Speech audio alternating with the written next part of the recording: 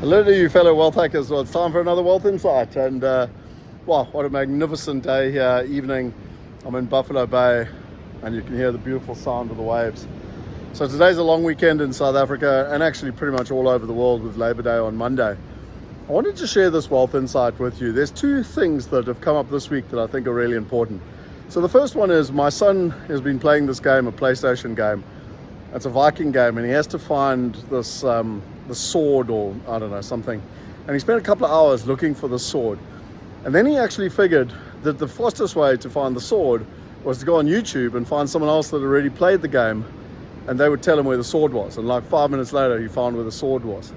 And I found that a really interesting metaphor for life, because, you know, I always say what I learned from Tony Robbins was, if you want to be successful, copy successful people. You know, if you want to be wealthy, copy wealthy people, or even better, invest with wealthy people.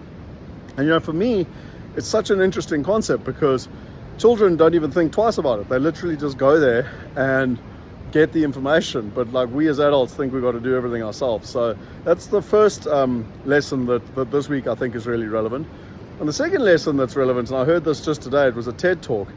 It's really interesting. They do this Harvard study where people, they do at the, so when they finish their Harvard MBAs, they do this test and they ask them whether they want to have option A or option B. Now, option A is they earn $160,000 a year and all their peers earn $150,000 a year.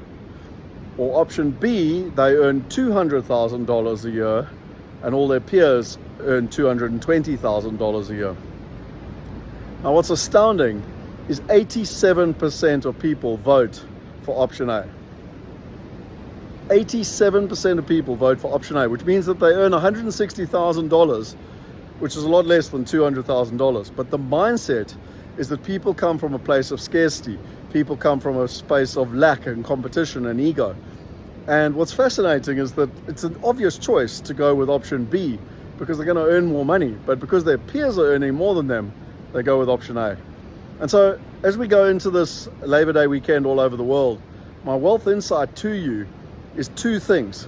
Firstly, where can you find the information? How can you find successful people? How can you go to your YouTube so that you can copy just like my son did? And secondly, contemplate around abundance. And the number one way to get rid of fear and to get into abundance is through gratitude.